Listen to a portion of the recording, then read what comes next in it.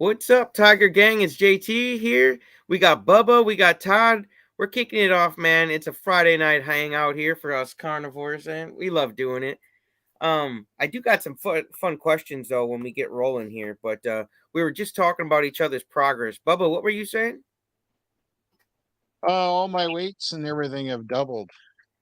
Oh, really? Here, let's Yeah, get John yeah, in here. in 3 weeks. John, how's it going? I like the light back there now. That's dope. You like that? How Yeah. you guys doing tonight? Doing good. Good. Have you guys met John? Nope. Carnivore Backwoods. Oh yeah, I think okay. I'm a subscriber, but I don't think I've met yet. No, I don't think I've met any of you guys directly. I've been following you guys for a while. Yep, this is Oh, Bubba and this okay. is Todd. Good guys. You can always invite them too on live streams. I'm sure they would love to come and hang out. And that's why I love having everybody like on these Fridays, because then you guys get to meet the other people I interview, and my wife gets to meet them too. You know, Yeah, totally, man. It's a blast. because we're friends. You know, Absolutely. I consider you guys friends. You know. Yeah, I just finally got set up to do live streams now. Yeah, you ready, Bubba? Yeah. Oh yeah, it's your first time seeing my before pic. Yeah, I used to be 254 pounds, down to Oh, did you? 168. Oh, good for you. Thanks, Bubba. Yeah, killing it, man. Thank you. You guys are too, man. And who booked you, Todd? You got a big booking. Oh, I did. Sean Baker booked me, actually. Yeah. How did? Oh, good When for is you. that? It's October 6th at 10 a.m. October 6th at 10 a.m. You guys write that down. I'm gonna be for sure. Yeah, I can't even believe it. I love Sean Baker. I've been watching him for a long time, and it's nutty that worked out that way, but holy cow. Yeah, I'm so proud of you, man. You're blossoming, man. Like you're doing great. Everybody is really. And Bubba, you just hit 1K on your video. Actually 1.7. Let's Oh, go. wow. Nice. Yeah. And I also had the funniest comment on there that I don't know if it's weird or what, but some guy, all he wrote on there was Hey, nose Andrea. hair. What did he write, Bubba? Nose hair. Nose hair. Oh, he's making fun of your nose hairs. Well, tell him whatever, man. Yeah. As if I wasn't politically correct, I was going to tell him where to shove it, but I just deleted it. But I didn't know quite what to think. I was laughing kind of hard, like, say, Right. oh boy, is somebody really watching that hard? Like, have they got something better to do or what? You guys say hello to Andrea here. Hi, Hello. Hey, Andrew. Andrea, Hey, we got Andrea. Bubba, Todd, and John, I'm Anna. and Anna, my Hi, wife. Anna. I forgot to send the link to Dan. I'm sending it to him right now. I just lost half my water. My dog leaned against it. I'll drink what's left, I guess. What's up, Graham? Good morning from South Africa. How's it going, buddy? Hey, Graham. Going all the way out to South Africa. Wow. Okay, let's see here. I do got a fun question here. If you guys had to choose between a lifetime supply of bacon or winning the lottery, which one would you pick? Oh man. I have to take the lottery because I can buy a lot of bacon with the lottery money. So you're gonna take the bacon, huh? Yeah, because I mean the lottery would be bacon and ribeyes, so I'm going with the lottery. Bacon and ribeye. Nothing wrong with that. I think I'd do the same myself, but it's a pretty tempting question, right? Now, if it was the lottery or you couldn't ever have bacon, I might have to take bacon. Oh, okay. We got someone else down here. I got to start scrolling here. Graham, there you are. Hey, Graham. Hi. Hi. Hey, Graham. If you guys don't know, Graham's on the Carnivore Diet Movie Documentary Committee, and he's doing a great job. Lots of work behind the scenes, and he's really making sure it's happening. Thanks for the Graham, intro, I just JT. lost half my water. My dog leaned against it and knocked it all over the floor. So I won't get to use my twisty straw much, but that's okay. The other one's laying on the bed here. I did send the invite to Rick, so we'll see if he's what planet he's on tonight. Rick the Spaceman. if he shows up. But I did send him the oh, Graham, I got your comment on here and now you're in here. What's going on? I was struggling to get in, so Yeah, no, you're all good. Lynn, I just put the link in the comments here, so anybody can copy and paste that in and then join on in. Okay, let's go back to where we were. Our question: lifetime supply of bacon or winning the lottery? Bubba, what's your or well, let's start with Anna, ladies first. Sorry, Bubba. I would probably do winning lottery too, because I prefer steak. Oh, So y'all nothing some against bacon, but y'all some nothing. Anyways, Bubba, what was your answer? Well, I'd have to take the lottery, I would think. The lottery? But it depends what if how the bacon was proposed to you, I guess. Yeah. What if it's beef bacon instead of pork? Nah, I still take the pork. I got a slight hesitation out of you. So you take the pork over? Okay. Yeah. That's a good. Todd, what about you, bud? Yeah, I got to take the lottery because then it depends on how much the lottery winnings is. So I mean, if it's like one of those 500 million, then yeah, that way I can have all the Wagyu, ribeyes I want plus the bacon. What if I say I got you? You won $10 in the lottery. You should have took that bacon. Yeah, that would be bad. I would have taken the bacon. Yeah, for sure. No, it's a good lump sum. It's a good lump sum. We could say, John, what would you do? Well, I mean, between the two, I take the money and then buy whatever bacon I want. There you go. Andrea? Yeah, I'd probably do the lottery, but I'd buy a farm and have my own animals. Hey, that lifetime supply of bacon. Then she says, Grow your own bacon. Yeah. Grow my own bacon. Graham, what about you, bud? I thought it was a lifetime supply of bacon. And Yeah, she got it anyways and took the money. She conned the system. Because if it was lifetime, I would open up a shop. Hey, there you go. That's a good idea. Graham, did you get a haircut? The bacon. Oh, that's smart. So yeah, then I'll go with the lifetime supply of bacon. Hey, there you go. I would do the same thing, Graham. We got two. We're two of us. We're minority. Did you get a haircut, Graham? Yeah. It looks good. Thank you. Looks good, man. Maybe I just didn't notice it till now. I don't know. Yeah, was last week already. All right, here's a goofy one here. If you guys could invent a meat-themed amusement park ride, what would it be called? Meat-themed music park.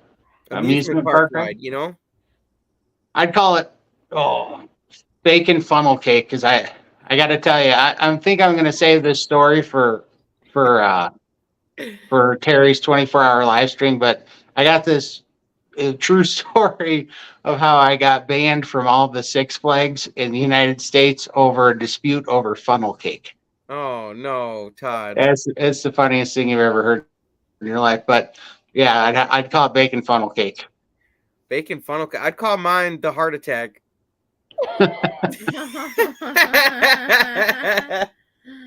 What would you do? I don't know. Okay, she does. Bubba, what would yours be called? I think you'd have to go with bumper beef. Ooh, bumper beef. I like that. The bumper cars, right? Hey, Lynn. Yeah. The little bumper cars. Yeah. They could be like little hamburger patties just bumping into each other. Yeah. Bumper beef. I like that.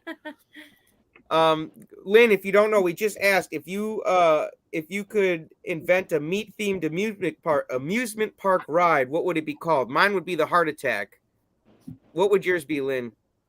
What was the question? If you could invent a meat-themed amusement park ride, what would it be called? A meat-themed amusement park ride. Yeah. We can come back to you. Who's up? John, you got one? For a minute.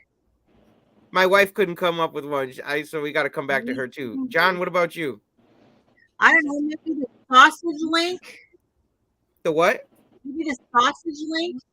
Sausage lake or link? Sausage link. Hey, there's like for roller coaster. That is sausage, right? Hey, I like that. That's good. John, what about you? I don't know. We could call it Carnivore Mountain. Ooh, Mm. I like that. Andrea, you got one? No. Maybe I don't know. Hey, Dan. Hey, Dan. Hey, how's it going? Graham, Dan's good at this stuff. Ask him. Hey, if you could come up with a meat-themed amusement park ride, what would it be called? The meat rocket. Oh my God. Ooh, there we go. Graham, what would yours be? No idea. No idea. He's like, this is too crazy for me. Lynn, I asked last time, what would be your favorite movie, Lynn? My favorite movie? Yep.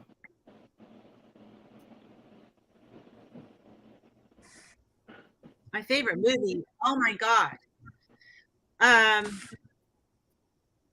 don't really have a favorite movie because I like so many. Really? Yeah. Come on, you gotta have one.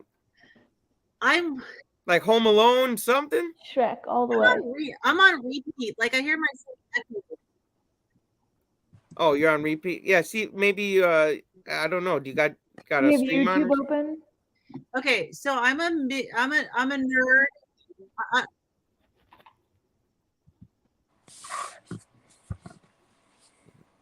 Andrea, do you got one? I love Shrek, but I also like Happy Gilmore. Ooh, Happy Gilmore's a good one. That's Anything a good one. Adam Sandler, I just That and Billy Madison, it's like a toss-up. Waterboy. I think mine might be Super Troopers. Super Troopers, that's a good one. Oh yeah. You got one, Lynn? I like chick flicks and I like musicals. Musicals. Oh. Yeah, like I really like Hamilton. Does Mamma Mia count as a musical? Because that we watched that one, and I tell you, that gets stuck in my head. Mamma Mia, here we go again. Like, oh my god, what's that other one? Have you seen Into the Woods? Figure out how to get my No, I haven't seen that. self to stop repeating. Yeah, do you have another browser open? Yeah, or is it open on your cell phone too? The stream. Do you have YouTube open in a different window? Yes, I do. Yeah. Yeah, close that out. There we go. That was it. That fixed Thank it? you. I was going nuts because I was like delayed and echoing. Oh, you're all good. So I think I'm good now. Thank you. Who's got a favorite I'm new to this musical? whole live stream thing. Mine would be Mamma Mia. I'm just I gonna love admit Mamma Mia. My daughter and I, whenever we want a pick me up, we'll watch that. So you can't help but smile. So I did musical theater, and I was in Godspell, and it is my favorite. Gotcha. I never heard of Never that one. seen it. Never even heard of it. Oh, it's so good. It's like song and dance based on the book of Matthew. It is. Oh, cool. Yeah, it's really good. Is there some place like online that you can watch it? So I think in the 80s they made a movie. So it's God and spell. Like all one word? Yeah. GODSPELL. Interesting. I never heard of that one. Yeah. Another musical to watch. Yay. The weather just went from 90 to 55 like I saw a state trooper. LOL. Let's see. Oh, wait. What is this one? A meat-themed ride. I would make butter pat water slide. Hey, there you go. Cool. Yeah, like a butter slide. That would be awesome. Bacon grease slide. Who's got the dog? Me. I got two of them up here. Luckily, and I'm home alone. I'm home alone, and whenever I ignore them, they start barking. Oh, they want some attention, don't they? Yeah. Okay, guys, I got a funny one. What's your carnivore pickup line? You got one? No. I don't know. I would say yeah, I don't know actually. I mean, is there anything other than happy to meet you? Oh, there you go. Nice to meet you. Yeah, Yes, yeah. nice to See, meet there you go. Of course, they wouldn't know that it was a carnivore. You guys line. would get the dates. They would just walk right by me. I got nothing to say. I don't Bubba, need a what you pickup gotta have a line. pickup line, Bubba. I don't know. I'd probably say something like, "You want some beef?" Bubba, you dirty dog, you. Well, you might as well get to the point, right?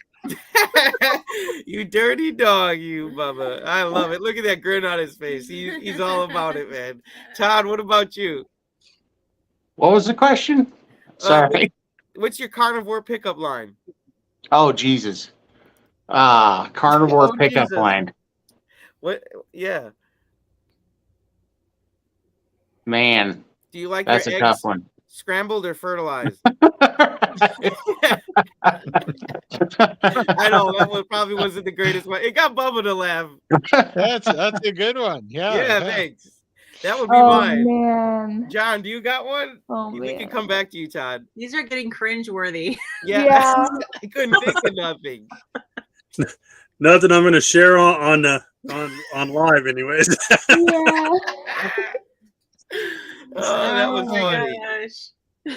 Dan, what about your carnivore pickup line? We got to gosh. hear Dan's. I know he's No. got one. No. I'll probably refrain a little bit because the only things that are coming to mind aren't very appropriate. I'm having the same problem, Dan. I'm having the same Yeah, problem. yeah. Lynn, you had the Yeah. best one. You could. That's PG. Just nice to meet you. It's actually G. Oh, yeah. If I yeah. So I didn't hear what other people said, but I'd be like, it's I can't wait to meet you and just spell it with MEAT. But I mean, that's Yes. about as bad as Yeah, have yeah. to That's slip- better than mine. you That's have to more clean slip than him a mine note. was. Had him a note, old fashioned 1980s style. Yeah. Oh, that was fun. Yeah, what I did was I went on Chat GPT and typed in funny questions to ask carnivores. And it actually gave me questions. I was like, you're kidding me. I was like, I'm gonna ask them too. Did you ask it Oh, to good. give you some answers? No, I you guys are my computers for that. Oh, that's funny. Yeah.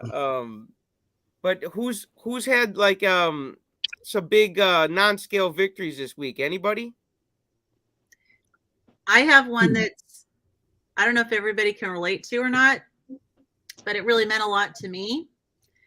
I can tie my own shoes That's without great. help. Ooh, good one. And if you've been morbidly obese, you understand that. When I was Because 54, I'd lose my breath tying my shoes because my belly couldn't extend to breathe. So it was Well- cutting off my my windpipe. well, yeah, bending over and being able to breathe, that's another thing too. Like I can actually, like, I could bend over and breathe, but I had to get right back up. Like I could pick something up, but staying down, no. So I can actually stay down more, but like I'll sit on the steps of my going down into the garage and put my shoes on, and I have to like try. Before I had to like reach down and grab my ankle and pull it up on the opposite knee and try to hold it there and put my shoes on because it would fly back off because my belly was so big. I wouldn't stay on my knee. And I just noticed this week that, wait a minute, it actually stays there and I don't have any trouble at all putting my shoes on. That's great.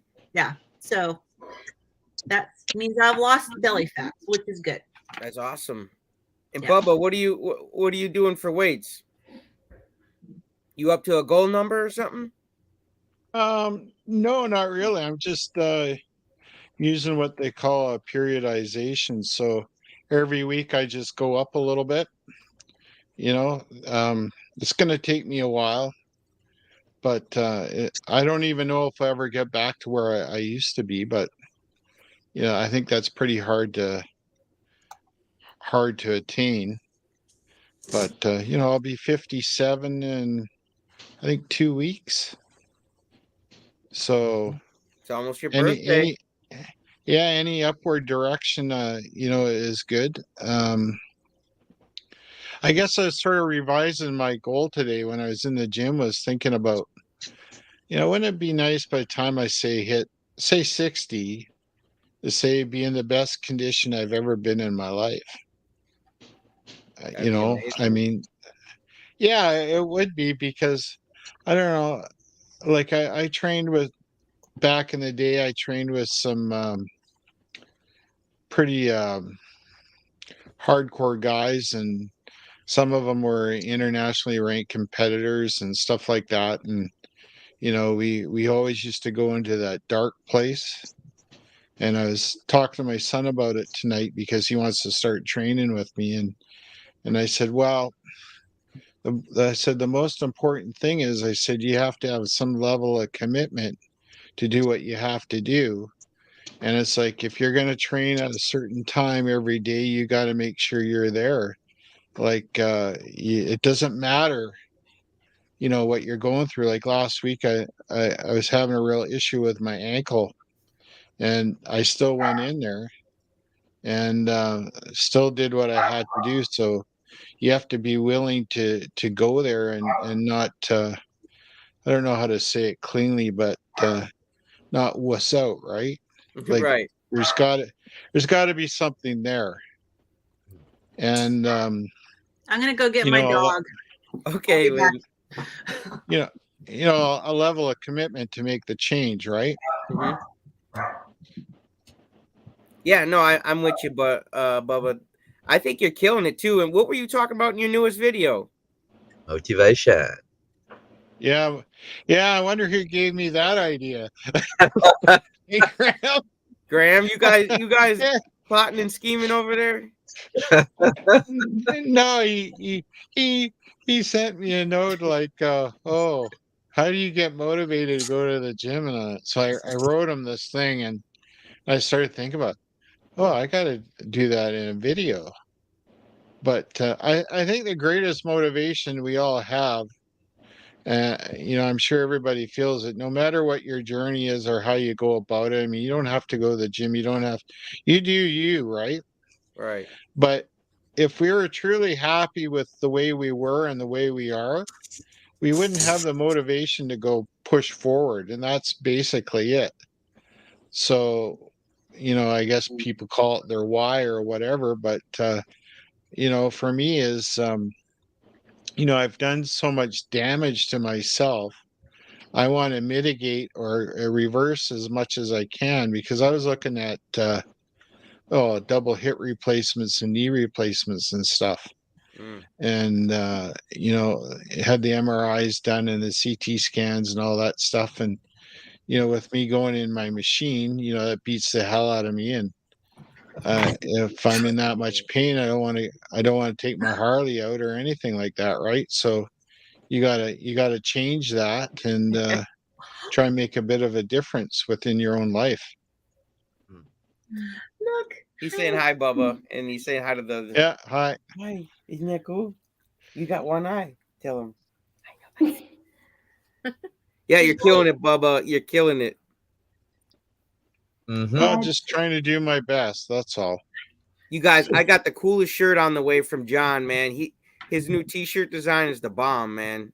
It's got like a wolf on there, and it says Carnivore Diet, and it says Stay Wild. I was like, dang. It's cool. I would expect you'll get it probably Monday, Tuesday. Yeah, yep. Yeah, for some reason, like the shipping code I sent you, it was like saying it wasn't valid. I was like, what do you mean it's not valid? I was like, the one they gave me. So I don't know. I don't know. At least when I typed it in, it didn't work for me. I was like, well, I'm sending it to him. Hopefully it works for him. It shipped out today, so I expect you'll receive it first part of next week. And I've had a couple sales, but they're up on my Etsy, they're up on my Facebook, so there should be a nice, comfortable shirt too. Yeah, nice. Yeah, I'm excited. That's cool. Homesick Buckeye, what up, family? What's up, dude? We're grilling, baby. That's his thing. He loves saying that. We grilling, baby. What's your dog's name again, Lynn? Well, that one was Gracie. She wasn't the one that was barking. Oh, Max was barking, but she was irritated because I fed him and not her. Oh. So she was all wiggly, like, let me go feed me. Are your dogs carnivore? Well, their dog food's not carnivore. It's a trend though. People are starting to. Yeah. Yeah, my dog's carnivore. They probably should. I started feeding my dogs carnivore this week. Oh, really? Yeah. So I thought people were crazy many years ago that you had their dogs on raw carnivore diets. Yeah. And one of them had a shepherd that had major skin issues, and they switched it over to a raw carnivore diet, and it fixed all of the dog skin issues. Well, it's a And that great was What type of diet meat for a was it eating, dog. Dan? I what was believe it. that? I've got. What type of meat are the dogs eating, you guys? Mine, I'm I'm not sure feeding what the her meat beef. was. I know that it was mostly coming from like a local farm where this family was getting their raw meat for their dog. But Was it like beef, chicken? chicken, beef, turkey, lamb, like they were feeding it all kinds of stuff. Eggs, a lot of different like raw diet. I thought about switching our dogs over. They're old. Like Gracie, who I had with me, she's 16. Yeah. And she's in great shape. So I don't know. I've been thinking about maybe trying to transition them over to a carnivore diet because, of course, we want them to live as long. Our other dog's max is 15. So, and they're both in really great shape. So we want them to live long. John, what's your dog eating? Did you ask me? Sorry. John and Todd, because both you guys, Oh. you guys said your dogs are eating carnivore. Sorry, my internet bumped there. Oh yeah, so I can do it does it? Yeah, you can do the little dance while I'm taking a break. Anyways, we picked up 10-pound bags of chicken leg quarters and ran it through a meat grinder. Carnivore Soldier actually is the one that he did a video on it, was talking about it when I did an interview with him the other day. And so he got me thinking. So we picked up a couple bags. We did 20 pounds, and we got 3 dogs. So they're all loving it.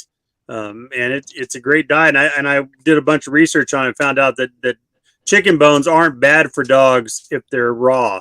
If you cook chicken bones, then they're bad for dogs. But in a raw state, they won't splinter and break up and cause dogs to have internal problems. So just beware that when you're feeding them chicken, if they start having seizures, it's the chicken. Because I got a 16-year-old poodle, standard poodle. And before I started carnivore, I was feeding her chicken all the time, and she had seizures for 5-6 years solid. And they're really violent. And it was driving me crazy. And I took her to the vet, and they could never figure out. They just said it was hereditary and that she was just always going to have them. And then when I went carnivore, I stopped eating chicken and started eating beef because I just noticed chicken was making me not feel good. And so I put my dog on beef, and I didn't realize it at the time, but all of her seizures went away. Oh. And then I went to there's a local farm here that I bought 20 laying chickens from so I could have fresh eggs. And I was talking to the lady, and I said, I don't feel very good when I eat chicken compared to, like, when I eat beef, I feel great. When I eat chicken, I just feel a little bit off, and there's something weird about it. And I said, is there anything going on with the chicken that you know of? And she said, yeah, the mass produced chicken that's in the grocery store is basically it's genetically modified. It's not genetically modified like in a lab or something, but what they're doing is they're crossbreeding 2 species of chickens that don't breed in the wild, so they have to incubate them and make them fertilize the egg. And if you've ever seen Super Size Me 2, she told me to watch that movie, but you can see that it makes the chickens a lot bigger, but it makes them really unhealthy and sick. And she said they found this out, that people were having problems with the mass-produced chicken now because there's a bunch of people their dogs were having seizures by eating that chicken. And she said when they took them off the chicken, the seizures went away. And that's the exact problem. As soon as she said that, it dawned on me that that's what happened to Cosette. And then on a side note, when I started feeding her beef, she's 16, and I was having to help pick her up off the floor because her hips weren't working. Poodles tend to have hip problems because they have long legs. Yeah. And now her hips, it's been 6.5 months, and now she still is a little bit slow, but man, it's 1,000% better. Like, she can get up off the floor, she jumps up on the bed and have a real high bed. And I mean, she's 16, Yeah. Well, that's interesting because I have the same problem with chicken. So, yeah, that's really interesting. It's also, the chicken is like bleached and just Dan and I were just talking about this. It's so hard to find good quality chicken. There are some companies that they don't bleach it, and they're heirloom chickens, and they're good quality, but it's pretty expensive and hard to Very. find. I don't even mess with it no avoid- more. I just do beef, but yeah, the chicken definitely, it makes me just feel off and gives me gut problems, and I just feel low energy when I eat chicken. When I eat beef, man, I got energy through the roof, you know? It's now I want to know, like, so this feeling of feeling off, it does describe, like, I have the same sensation. It's not like there's anything super specific that I can point to when it comes to, like, after I've eaten chicken. It just feel like the way you described it is perfect. You just feel off. Mhm. And Yeah, I can't put my finger on it either, but you know, like I've just figured out that I feel like a superhuman when I eat beef, and same with salmon, especially raw salmon. If I beef and raw salmon, I feel fantastic. It's better than, you know, I used to feel, you know, better, more energy than I used to get drinking Red Bulls and stuff, you know. But Well, you chicken, gotta remember the chicken is extremely lean, and you're not getting enough fat. True. You know, so when you eat chicken, you got to make sure you get your fat levels up, because it definitely will make you sluggish. When I have chicken, I normally have to eat the next day by noon. If I eat a steak or a ribeye, then I can normally carry through 24 hours between meals. So it's the fat load. well, and I get that too for sure, but I was always very aware of that. So whenever I'd eat chicken, I'd make sure I had a bunch of butter with it, or you know, subsidize the fat. And to kind of put that in perspective too, I tend to eat a lot of sirloin. I really like prime sirloin, and that's a kind of a lean cut of beef. And so I always add extra fat to it. But just chicken makes me just feel low energy and just kind of, you know, just on the verge of like I'm almost going to be sick or something, but not quite there.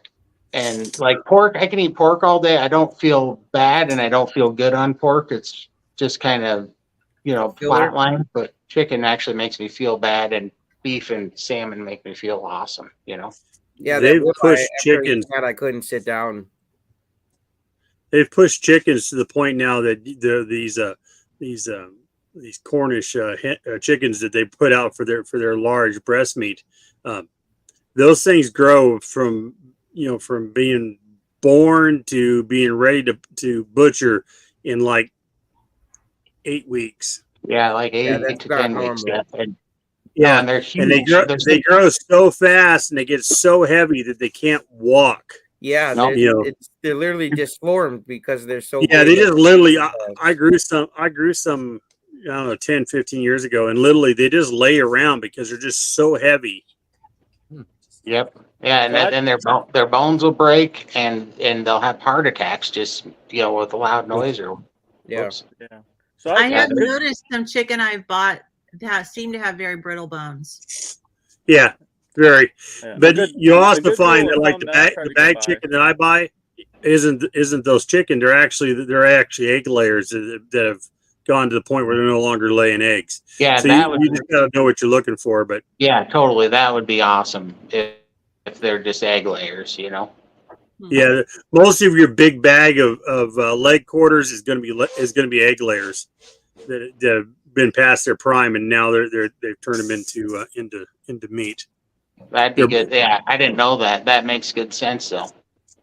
Wow. Yeah, see, I'm telling you, every time I do chatting with carnivores, I learn something new, and then we can all just keep on being better carnivores, you know, just improving our A game even more. You with me, Bubba? Yeah, I'm just listening to the chicken stories. Oh yeah. No, good. You want to hear a chicken story, kind of? Yeah, sure. Kind of. It's to do with KFC, actually. It's kind of Okay, funny. this is definitely a chicken story. Yeah, well, my mom was adopted, Yeah. and her birth family I found in a place called Prince Albert, Saskatchewan. And I had, when I was together with the ex and the kids were little, my dad grew up in northern Saskatchewan, so I was back there visiting my Aunt Phil before she passed away. And so we decided to drive to Prince Albert. And so I found these McGee's, and we all met up at like I don't know, it was like a Denny's or something like that. And my mom's first cousin actually had the patent for the gravy for KFC. Really? And how that came about was she had a resort, and 4 times a year the colonel would come there and bring his people there. And he told her that he wanted to add a sauce to his restaurants, and he liked the gravy that was made. So he asked her for the recipe. And then she went into the kitchen and grabbed the recipe off the cook and sold it to him. Wow. Yeah, yeah. And she became extremely wealthy after that. Yeah, I Yeah. would imagine. That's some good sauce. Yeah. You guys yeah, hear my so dog she- barking again? Yeah, a little bit. Tell me if it's too bothersome. Oh, I'll you're have all to good. restrain him. Hey, Sophia, eat steak. Everybody say hi to Sophia. Hey. Hey, Hi. Sophia. Hello. All She's right, doing it's great. All right, everybody, I'm hopping Yeah. off. My Oh. my internet's pretty poor. I'm in the middle of nowhere, Minnesota. So All right, Dan, it catch was y'all nice later. talking to you, bud. I'm going You to. bet. Yeah. It's late. Yeah. I'm Oh, tired. Bye, before See you y'all. leave, Andrea, Yeah. I just got done watching your interview, Mhm. and I'm probably going to connect with you. Yeah. Yeah, so I interviewed the night before you did with JT. So like I was really like the things you were talking about mold were really resonating with me. Like I have actually tested positive for mold toxicity, mycotoxin tests, but it's not in my home. Like we did an inspection. It was beautiful. The inspector said it was probably one of the cleanest mold wise houses he's ever seen. But we're thinking that with me, I don't clear mold from my body. Yeah, so you can get the MTHFR gene mutation and have a hard time clearing it. So you ultimately become the mold factory. Yeah, and mold you mold toxicity is a trigger for my condition too, mast cell activation syndrome. And when I was listening to you, I'm going, she has mast cell activation for sure. I have a YouTube video on that. Yeah, that might be part of the issue with the chicken too. You might feel like a malaise type of feeling. So I think you and I have some things in common. Yeah, and like I have to stick with low histamine foods, and I recognize the mast cell activation big time in listening to your interview, because all your symptoms, all the reactivity, are that's definitely mast cell activation from the mold. Yep. I tried to convince all my allergists that I have it, and they're like, no. And I'm like, I definitely have it. I ended up having a bone marrow biopsy last year to confirm for sure, because my tryptase levels were pretty elevated. Yeah. It turns out I also have something called hereditary alpha tryptosemia, which is like I genetically produce extra tryptase. Wow. So it's hard to get a diagnosis. But I also think I have POTS too, a mild version of POTS. Yeah. So mast cell activation and POTS go hand in hand. They do. It's a whole you have mast cells everywhere in your body, right? But they just don't release histamine. So, are you taking any like mast cell stabilizers? Oh yeah, I've been seeing a naturopathic, and I'm a nurse. I've actually just had to retire in February because of my MCAS. And but yeah, it's actually doing a lot better now. It's improving for sure. So lamb is lower in histamine than beef is. So if you get your hands on lamb, it may help. Yes, I do eat lamb. Okay. Yeah. And I avoid aged or smoked beef. I don't eat any bacon. In fact, I have a video on my channel all about low histamine carb. Oh yay! Yeah. Carnivore. Yes, low histamine. Yeah, carnivore. I'm big time into education too, because like I said, I'm a nurse too, and I have an education and teaching as well. So I really resonated with a lot of things you said. Oh, thank you. Yeah. I'm going to share that with you before you leave. I'll subscribe to your channel. Oh yeah, no, yeah, whatever. I mean, it definitely histamine and mast cell problems are overlooked so frequently, and they really need to be addressed. And carnivore helps a lot. I've been carnivore for 1.5 years now, and I can have I can have ground beef. I can have aged meat. I can have eggs. I can have even like the higher histamine things. Love it. So it's getting better. Yeah. Yeah, and I'm curious to find out if that's going to happen with me because of the hereditary alpha tryptophanemia, which is another complicating factor. But we'll see. I think either kidneys or there's an organ, either kidneys or adrenals, that has the DAO enzyme in it. Oh, excellent. Rebecca Heisman talks about it. Yeah, but look up a DAO enzyme. I subscribe to her. Okay, I think it's kidneys, and you can get all those organ meats at Billy Doe Meats. Yeah. Yeah. Good info. So I wanted to catch you before you left. Yeah. Well, nice to meet you all. Yeah. And Nice to I meet you. will, Lynn, do you have an Instagram?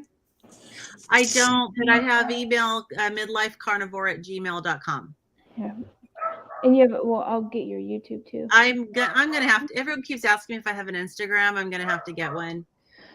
But yeah, midlifecarnivore@gmail.com. And you have a YouTube? I do. It's also called Midlife Carnivore. Perfect. All right, I will go find it. Bye, Yeah, guys. my story was yesterday, so you can check it out. Bye. Bye. Bye. Bye. Have a good one. Bye. Hey, Cindy, how you doing? Sophia, I think I sent you the link, Sophia, if you want to jump in here anytime you want, sweetie. Wow, finally worked. Rick, I sent you the link too. You can jump in whenever you want to, my guy. Rick, I got a friend here. He wants to meet you. Rick, where are you, Rick? Rick likes dogs. So I think I'm gonna have to check out too. Got to get my dog under control.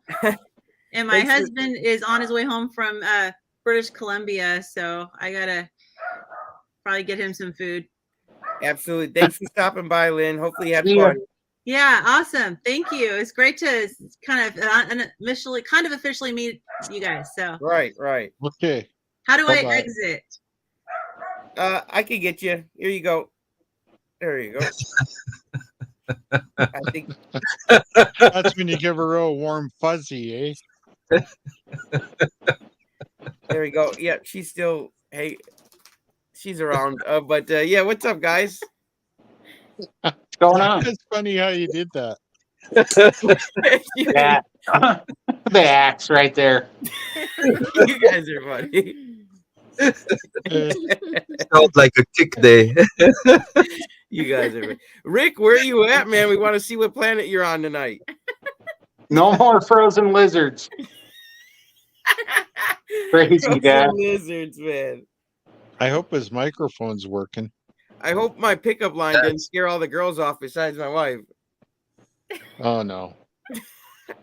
What did you think about my pickup line, Bubba? Do you think it was funny? What That's was it? hilarious, but The man, eggs. I couldn't do anything yeah, that no. wasn't going to be audience appropriate. Yeah, no. As soon as that came out of my mouth, I was like, "Oh man, I shouldn't have said that in front of the ladies." But sorry about that. Exactly. Mhm. I acknowledge you. Yes, I did. Well, we're all adults, right? You know. Lynn says that was too funny. I got the quick boot. No, Lynn, I didn't boot you till you asked for it, sweetie. What? How do you guys say this name?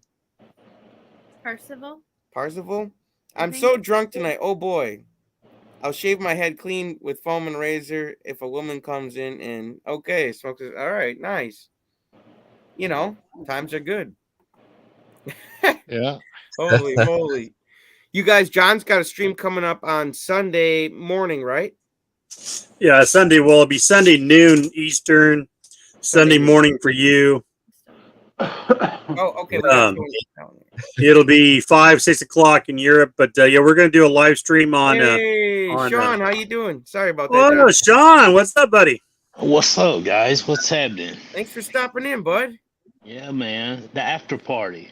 Yeah, man, we like hanging out. Me and my wife like hanging out just with whoever wants to hang out on Fridays, and I think it's a great chance for everybody to get to meet each other and share some victories, share some laughs. We were What's up? talking about carnivore pickup lines. You got any good carnivore pickup lines, Sean? Oh man, no, I don't have any good. Man, I haven't been single since I was 18. Well, mine was so bad, I might end up single. So, Right. Right. what about this one, Sean? We said, if you could design a meat themed amusement park ride, what would it be? Oh my goodness. Mine would be the heart attack. Rick would like that. Rick's right here, right now. Have you met Rick yet? Yeah. Finally. Hey, what's up, Rick? Well, that's a good question. It's been one of those days. Rick, I just asked Sean about his a meat themed amusement park ride. You got one? I told Rick. I said mine would be the heart attack. I kind of like that. That's funny. But if you come up with one, Sean, let me know. Also, too, we asked last week, what's your favorite movie? My favorite movie. That I've been asked that one before. That's a hard one, man. It would probably be the. I don't watch a lot, but it would be somewhere between The Godfather and the Jason Bourne series, like somewhere in those two. In between Godfather's those two. a good one. Yeah, mine would be Predator. First one with Arnold. Yeah. I've seen that so many times, and I just can never get sick of it, man. Painting his face and going to battle, like. I liked the new Predator movie. Yeah, did you guys see the new Predator, Prey? Right. It's a Hulu exclusive. They're really dogging us Predator fans. I can't get it on hard copy yet, but it's on Hulu. It's pretty good. It's like when the Predators first land here, and there was Native Americans, and then they had to battle the Predator with like less weapons. It was badass. Yeah. Oh wow. It was really good. It was it was the real deal hunters versus other real deal hunters. So. Did you see it, Graham? Yeah. Yeah, it's great, isn't it? It's awesome. I want Carrie to see it. Just the film angles and stuff in that movie. It's very cinematic. Oh, I got a great one. If you guys could name the carnivore diet movie, what would you call it? Sean, we'll start with you. Yeah, I've been trying to think of that since Carrie introduced the idea to me after the first interview that we had. I don't know, man. Honestly, it would have to be something that bordered or united all the, like, I was trying to think of something that would fit for all the people who've never heard of it, and also for all the people who are trying to find motivation to stay with it, you know? I don't know. It'd be a tough one.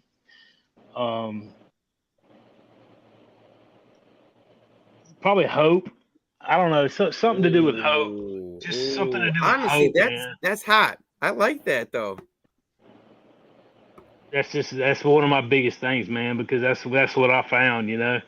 Obviously, you know, most everybody here has heard my story ad nauseum, you know, but I'm not gonna go into it much. But you know, just finding that hope, man.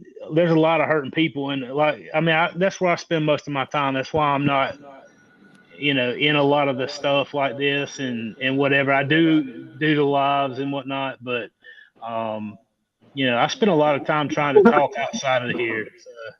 You know, private communities and stuff, because I think that's where a lot of the real change and a lot of real encouragement and stuff happens.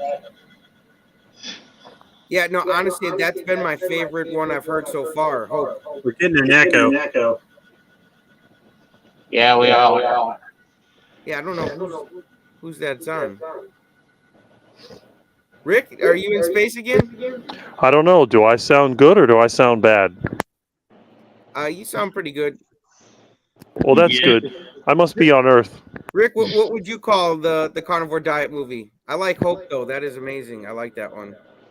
I don't know. I would think of something like Eating to Live, or I don't know, something about health span over lifespan. But you know, to me, that was always my theory. I didn't care if I had a heart attack as long as I felt good and wasn't so skinny and weak.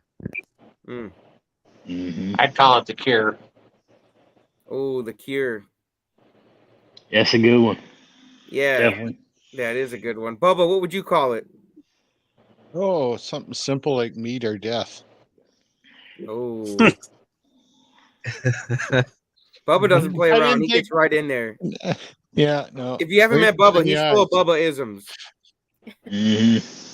I would say the miracle of eating meat. Mm, That's pretty good. that is. John, you got one?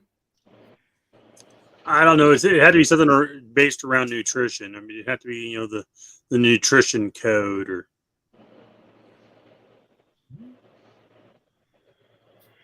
Something like it, though. catchy. I mean, even something like the fat fix or something. Something Mhm. catchy. You know what I mean? Like, I don't know. Yeah, maybe that's too much out there, but See, I was trying to think of why is supersize me so catchy? yeah. You know, like that's a term like they took from from the fast foods, like supersizing. We got to figure out like a term like that. Like, I don't know, but hope is, I still do like that one, but. Or even something like undeniable, like because of all the things, and I mean I know that's just like one word, kind of a cliche idea, but like undeniable, it's Yeah, undeniable the effects that it eating the is proper though. human diet has. I mean, you see all the testimonies, and I mean, I don't know, something like that. It's fun to think about. Oh, it is that, and that one's been racking my brain lately. I was just like, it reminded me of the book I read, Think and Grow Rich. Napoleon Hill wrote that one, and he was on. There's a video on YouTube you guys can look up. He was talking about how he just couldn't come up with the name for the book, and he was the guy who was writing the book was like, well, I'm just gonna call it something stupid, and he was like, dude, you're gonna ruin me. This is a great book. Like, you can't just name it anything. And he's like, well, I need a name by tomorrow. So he went and laid down to bed. He was like, Lord, I did everything. I made a damn good book. I worked my ass off. Please do not ruin me with the name of this.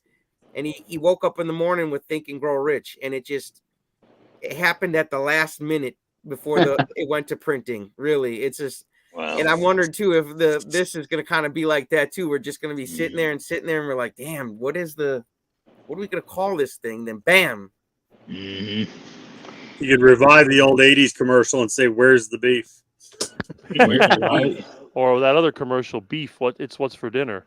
Hey, Rick, can you hear me now? How about that commercial? Because I can hear you on that one, Rick. Oh, that's good. Yeah, I mean, I can hear you fine. I used to love those commercials. They had that tune, every time I'd hear that, I get hungry.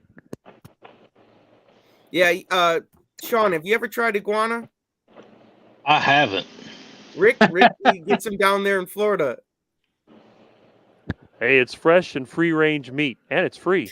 And did he mention it's free, guys? He says they only scratch them once in a while. Sean said, "You're thinking, what type of live stream did I just get into?" Hey, welcome to the Friday Night Hangouts, man. You might not stop by again. I don't know. That's probably why I don't get invited to many live streams, because I'm a Looney Tunes. Oh man, no, we know you've got more bananas than a movie monkey, Rick.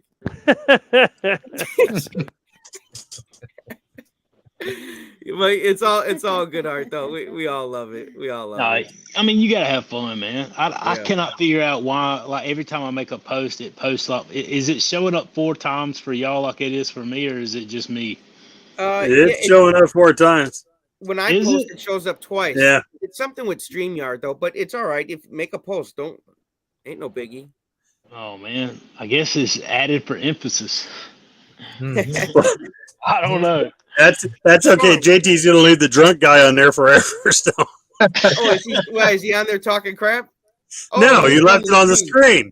Oh, I'm sorry, man. Let me see the license and registration, sir. You got a lot of plug tonight, man. I hope your drunk ass is happy, man. Whoever you are, man. Focus, JT. Focus. Right. Sean, what inspired the intentional carnivore name?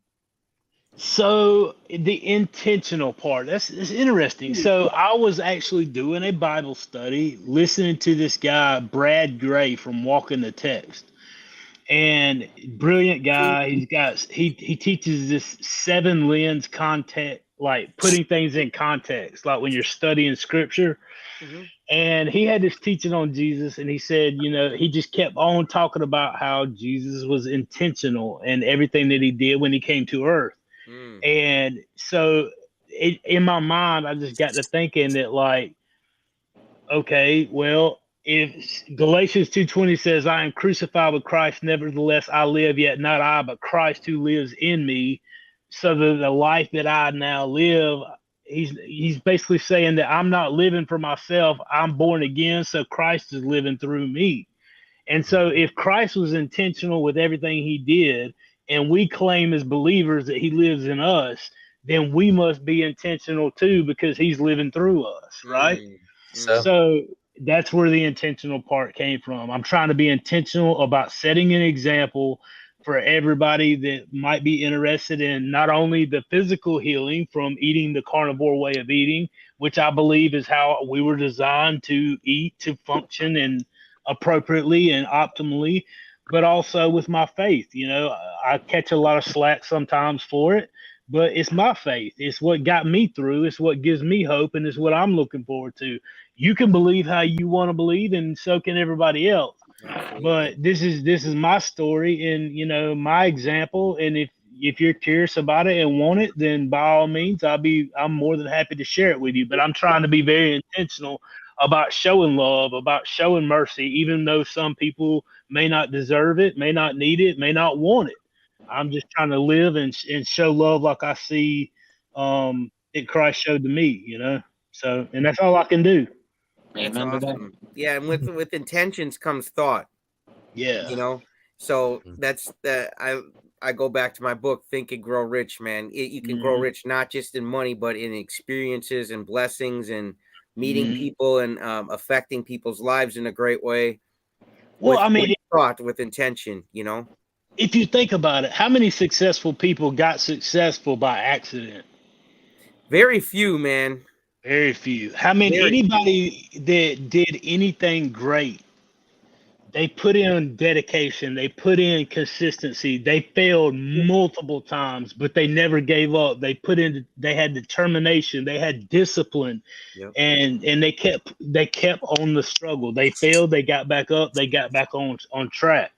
And so, like, I don't believe that things happen by accident. I think that you have two choices in life. You can either sit there in misery, you can sit there until you die and just go with the flow, do your thing, be a slave to your own desires, or you can live intentionally, own your decisions, own your choices, you know, whether that be a fail or whether that be a success. Either way, own what you chose to do.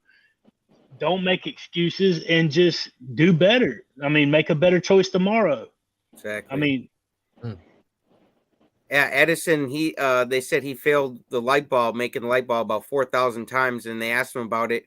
He said he figured out 4,000 ways not to make the light bulb. The failures were data on what doesn't work, and then it led him to what did work. So it was all intentional. You know what I'm saying? yeah, It wasn't by accident. He got there through intentions, you know. absolutely. I mean, failures are stepping stones that lead you to a success. I mean, Mm-hmm. if I could show you the last 25 to 30 years of my life, I could show you failure after failure after failure after failure. But you fail forward. You fall forward. You know what I'm saying? You keep, even though we're falling down, we're falling forward. So I hope people take that too from failure. You know, it's like my coach would say, bless your obstacles as stepping stones, like you said. So Hmm. that way they actually raise you up if with the right mindset rather than hold you back. Every failure teaches you a lesson. They teach Mm-hmm. you what not to do next time, and it teaches you what doesn't work. That's useful information. What was that quote I wrote down? I love it, man. He's always writing something down and reading it. That's why I love talking to him, man. Oh man, it was so good. I had to find it, but um,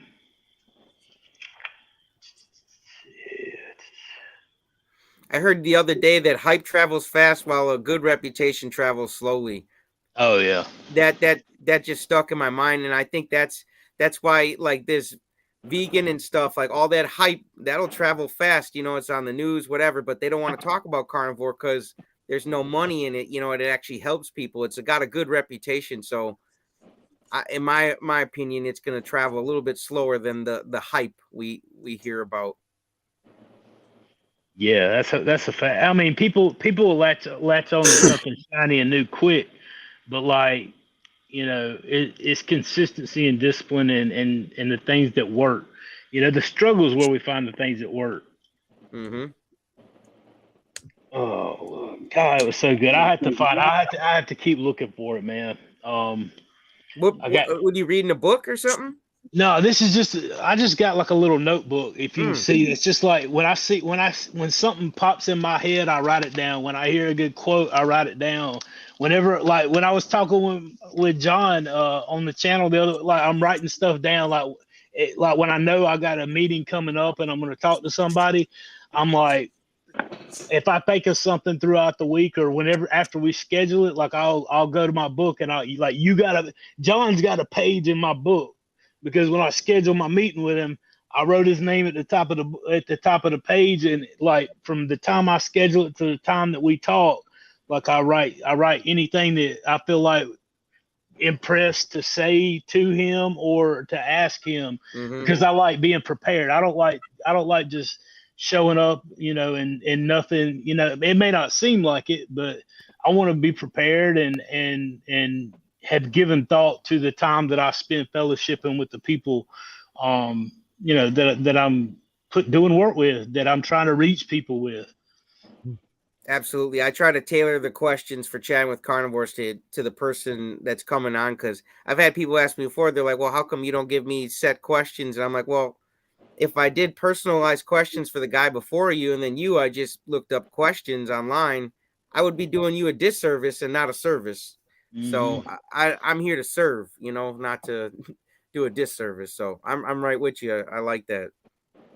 Absolutely. Anybody can put content out. Anybody can get on and just, be there. But it's putting out stuff that people can use, that's practical, that's going to help people. That like content that's going to add or benefit in some way. Maybe it's just to give them a laugh. Maybe it's just to give them that one little bit of hope, or that one.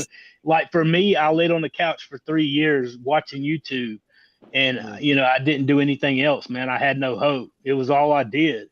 And it just happened to be that one day two people were talking that neither one of them were real huge advocates for the carnivore way of eating, but they were talking about carnivore, and I just happened to come across it, and it triggered something in my mind that ended up being the portal, the vesicle, whatever you want to call it, that led me to change my entire life, in ways I couldn't imagine.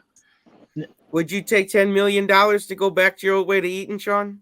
No, man, you can't put a price tag on what I've been able to see and experience. It's a miracle, man. I mean, the depression alone isn't worth taking 10 million, and that's a lot of money, but what are you gonna do with it though if you're not happy? Right. Yeah. What would I do? Laying on the couch, not being able to stay awake longer than a couple of hours at best a day, not being able to take a shower without sitting on the side of the tub, not being able to interact with people, or even, it was so bad I wouldn't even let my family open the blinds to the windows, because I wanted it dark. I wanted it secluded and isolated. I was living in my own cage, basically. That's why this is so important, man, to talk about this diet, man. That's why I literally feel like I told Carrie, man, they're gonna have to put a bullet in my head to shut me up, man, because it's just too important. My wife's tried a bunch of diets, and this is finally working for you, right? Yep.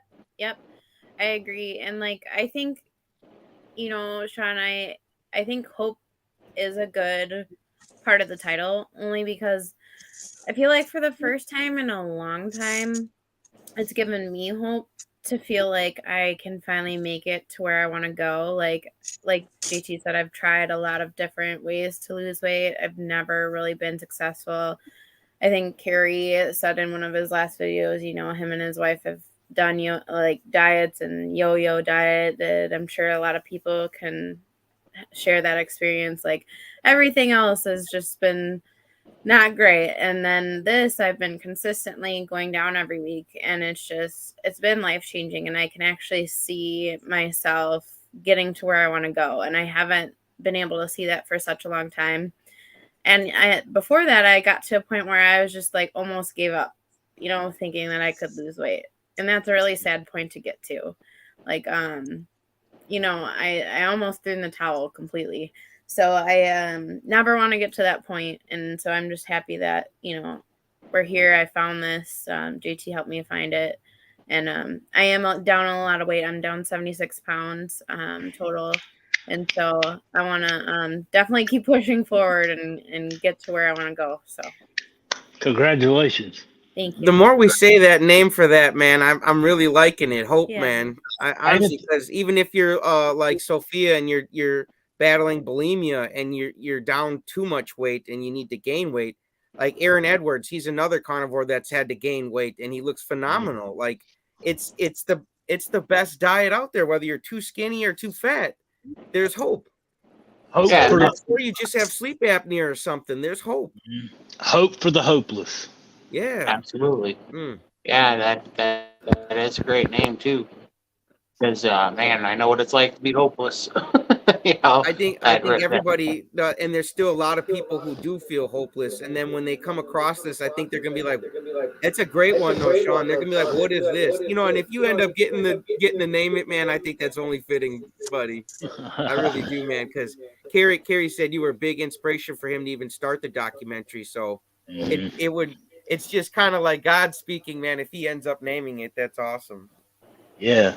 Well, I mean, if you go around, everybody on this panel sitting here, Rick obviously ate this way the longest out of anything. There's no telling what you have avoided throughout your life by eating this way for as long as you have, but everybody has something that on this panel that they could probably go to and say, this has changed. This has given me hope. This has been made better when I didn't see anything that was capable of making it better.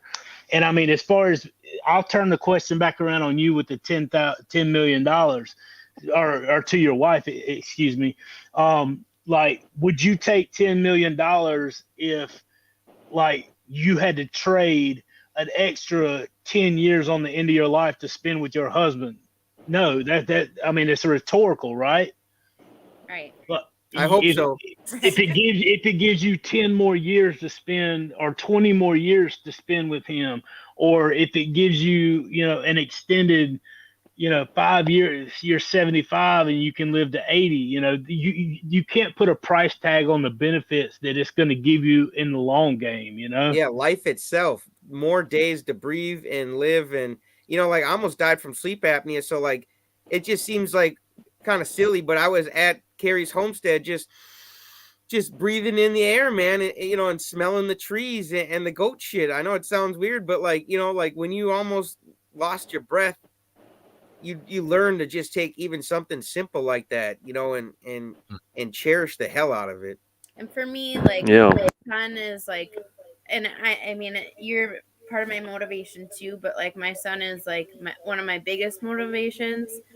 And not to shed light or point at somebody else who recently passed, but a famous wrestler, Bray Wyatt, recently died from a heart attack, and he was not in the best shape. And so I never want to be put in that position where I'm so overweight and not eating great that I die of a heart attack and I leave my family, that's just terrible. So, that's part of the reason I started this diet is because I want to be in a better position for everybody. I like you said, I want to have the 10, 20 years longer to be around and just to be there to support them and love them and have those extra memories, because that's what life is about, is having that family, Being around to see a grandkid maybe one day, Right. that's all. You can't put a price on any of that stuff. Yeah. And that wrestler, he left kids, a wife, that's just, that's terrible, man. They played the footage of him with his family, and it made me cry. I just can't even imagine. I don't want to ever see anybody in that position. It's sad, man. And that's why this documentary is so important. It's so important. Yeah, and it's sad, man, because I wish we could make it at light speed, because we're losing people along the way that we maybe, it is what it is. But like we're doing this as fast as we can. That's why I'm brainstorming these ideas with you guys, because there are literally people, that are relying on even this small group right here. It's important, man, that we get together, and even in the comments, everybody in the comments, like I got Kip up here. It's important to show your flaws and learn from your mistakes, Kip. And I'm glad, dude. I love Kip, man. He's out there jogging. Like, what a big inspiration, man. He's gonna be. I believe he's gonna run his 5K. He can run a 20K one day. Like, Oh yeah. he's gonna devour a K every K. He's got it in him. I see, and I could just see it on his face. And I want to see that look on more people's face, man. Like, I want to see that hunger back, where they're like, no, man, now I'm going to kick the world in its ass, because it's kicked me in my ass enough. Now I'm going to kick it back, Like, Yeah. hope big, man, and we're losing people along the way, which is why we got to keep Oh yeah. working towards this documentary. And you guys, there is, I just want to bring let me pull this down just for a second, Kip. I got I'll have to pull it back up to show the link here, carnivoredietmovie.com. There is promo materials for the stream on the 16th of September coming up. Like, there's like thumbnails, there's Instagram ones, there's all different ones you can post to put on Twitter, Instagram. And if you guys could share that, even just the people on the panel and Minimalist Carnivore, you too, Chad, everybody in the comments, because if we can drum up a big support for that live stream on the 16th, that's our fundraising mechanism. And our voice, for this documentary. So we've got about 8 days now. We've got a big task ahead of all of us, and I know some of you guys might not be on the documentary committee, but you guys technically are, man, because you guys are involved in seeing this get made and throwing ideas out. Like, you know who to hit up anybody who's involved in it, and just make your ideas, heard. It's important, guys, because like I said, we're losing people along the way. So we need all the ideas, all the help, all the support we can get, really. Absolutely. John, you got something to say, bud? What's that, bud? that? You got something to say, John? No, we just had an echo there. I was just saying we got somebody's got an echo on their side. Oh, okay. Yeah, I'm not sure. Yeah, it's probably the noise echo cancellation thing isn't checked. I don't know. It's all good. Well, how did everybody's week go? We're at Friday. Anybody have a tough week? I still got to work tomorrow. Oh, you do? I got to work tomorrow too. Yeah, what you working on, Rick? I got to clean out an air conditioner. I got one of my customers that has a rental unit, and the air conditioner is freezing over, so I'm gonna have to go over there and pull the coil out there, clean it up, solder it back in, fill it back up, and get that done. I spent today digging a ditch. I was trying to fix an electrical problem. I was working with 2 younger guys, and again, it's amazing. These are guys in their 20s and 30s, and they're complaining about all the back trouble. I was down in the hole, sitting on my knees, chipping away at it with a sledgehammer, and they just can't figure it out. How old are you? I'm 55. They're like, I don't get it. How can this old guy and then on top of that, I'm skinny, and I'm over there banging away on this thing with a Johnson bar, and you don't get tired? And no, not really. I mean, I'm not working that hard. I'm not going max. I'm going maybe 50%. But wow, I'm like, and they take their shirt off and they got the big stomach sticking out. I'm thinking that, and I see everybody I know looks like that. And, all these years I've been eating like this and doing my thing. I never really thought about it. And now I'm starting to realize what's really going on. And that's kind of frustrating because no one really pays attention to me. Everybody thinks that I'm just a wacko. And of course, I cook my lunch on the engine like I usually do. They looked at me like, what's that? Well, I cooked some meat on the engine. Yeah, they went and they got a sandwich, one of those submarine sandwiches and a soda. Like, I couldn't eat that. That's duck food. And I said, you want a sandwich? I'm like, no. You want a pizza? No, I don't want a pizza. I said, there's no ducks around here. I just want a piece of meat. But I always keep some in my truck, so I'm good. But it is a pretty standard week otherwise.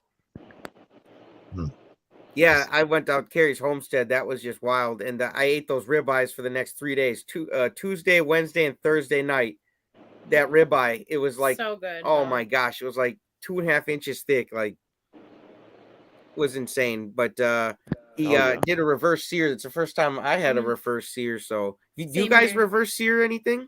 That's the only way I cook it, man. Yeah. Okay. Do you use the beef tallow when you do it?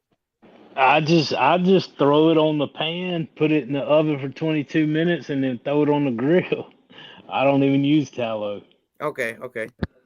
And have you ever tried tallow, Sean? I've used it once. I either use butter or bacon grease. You know, I haven't used. I used tallow once, but I was like, nah. I don't know if I had the right kind or nothing. I heard the Wagyu tallow in the black can. I've seen some people talk about that and say it's pretty good, but I don't know, man. I guess I'm too lazy. It's just like, you know, it's so simple. I just throw it in on the flat pan or whatever, and then throw it on the grill and do 5 at a time, and I'm good for 5 days. You know. What about sous vide? Are you guys sous vide anything? Yeah, that's what I do. I like to sous vide the ribeyes and then reverse sear them in the grill or in a cast iron pan and ghee. I've never tried anything sous vide yet, so it is. I don't like plastic bags. I hear you, but if you get the right kind of, and I mean, I know that it's splitting hairs, but the food grade ones are not supposed to have any kind of crossover contamination. But yeah, I don't trust it either. Yeah. I got a Blackstone grill. We just cook them on the grill when I want them. There you go. Nice. Do you sous vide anything, Graham?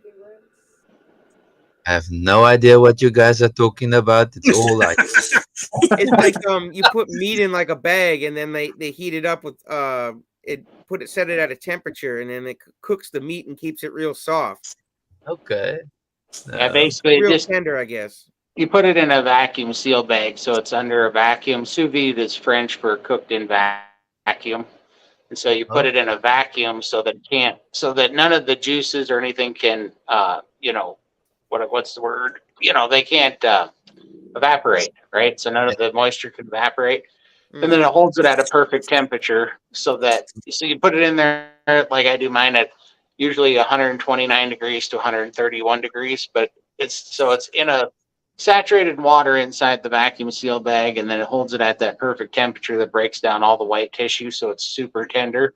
And then you take it out, pat it dry, and then you sear it, and so you get kind of the perfectly cooked meat, and then a good sear on top, and it's just super tender, but you'd also really juicy because none of the juices evaporate. Interesting. It sounds like what I do with aluminium foil. Putting the meat in the aluminium foil and then cook it with butter. Yeah, that's very similar, but if you do it in aluminum foil, it'll steam it, so the juices turn into steam. Where this keeps it from steaming at all, so none of the juices are lost, and it doesn't steam anything. It basically just brings it up to the temperature around it, all gradually all to the same temperature, and you can't overcook it. So it's pretty amazing, actually. It works really well. Awesome. Yeah, I had Lynn on last night. She was on here earlier, but she's gonna send me the link to some Amazon's a sous vide machine. So because they're super affordable. They're like I think she said it was like $37. Yeah, you can get them for, I was gonna say, like for under $50, and they're just basically the sous vide machines are just a water circulator. It circulates and heats water. That's all it does. How about pressure frying? Anybody else do pressure frying? I've never heard of it. You get some lard or tallow and you put your meat in a pressure cooker, close it up, and pressure fry it. Huh. I've heard of that before too. That's the way Colonel Sanders used to cook the chicken, except I think he used seed oils. It's the same concept. Sounds good. Oh, it's good. I love it. What's your favorite cut of beef, Rick? We'll start with you. T-bone steak. I love T-bone steak, although I hardly ever get to eat it because it's too expensive. Interesting. Sean, what about you? Ribeye. I eat a ribeye every day. I love it. I can't get enough. I thought I'd get tired of it because I used to never even like steak, but I love it. I love it every day. That's awesome. Yeah, before Carnivore, I really didn't eat much steak, but then ever since I just cannot stop eating it now. Graham, what about you? I would agree with you on ribeye as well. John? Ribeye is my go-to. Ribeyes. Todd? Man, I do love ribeyes, but I actually think I like a porterhouse better, which is just a really thick T-bone. Bubba, what do you got, Bubba? Up here we call it prime rib. Prime rib? Oh, Yeah, which Yeah. is ribeye, right? I was gonna say that, but that's not a steak. My favorite meat to cook is a 4-bone prime rib roast sous vide, but you know, it's I don't know why they taste so much different than a ribeye steak, but man, they are delicious. Yeah, I think that ribeye was good. Yeah. We eat a lot of New York strips though. Like I just, for some reason, I like the less fatty ones sometimes. But when I'm in the mood for like the fatty ones, that ribeye was just amazing. I agree. I like the ribeyes probably a little bit more though than the New York strip. Yeah, and we're gonna go to this farmer, Hickory Road Sunday. Farm, on Sunday, and I want to see what he's got, and I'm gonna try to make a little vlog and help get him some business. I think too with the movie, the documentary, we can get more people that start to know their farmer and go less to Walmart, or something like that. Start changing the culture a little bit, the carnivore culture. Absolutely. Yeah, I bought chickens for eggs, and I've been surprised how much better those eggs taste. Man, I can't go back to normal eggs now. They're so much better. It's crazy. I've never had a egg that wasn't from the store. Oh, Man, wow. they're so What's different about it? They're so tasteless now. It's crazy. Yeah, it's like even the yolk when you bust a yolk an egg open that like farm raised or whatever, man, it's totally the color of the yolk is even different. Like it's so much darker. Yeah, it's almost like the What are they ones doing to that the eggs? I don't know, man, but They it's eat almost better. it looks bleached. Yeah, that's what. something. It seems. Yeah.